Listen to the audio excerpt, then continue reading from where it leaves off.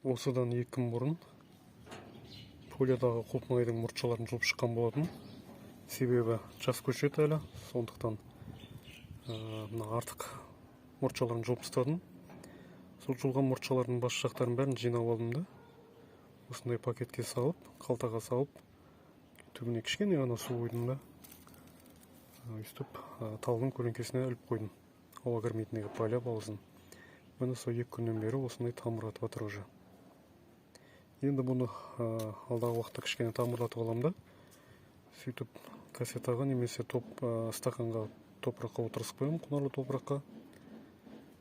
Сөйтіп көбейтуге тырысамыз. Енді қайта-қайта құлпы майдың көшетін сатып алу әркімге оңай емес, әжептәуір ақша тұрады.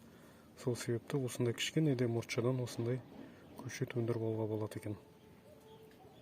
Міне, бекерге тастай салмай көшет өндіріп алыңыздар. Осылай.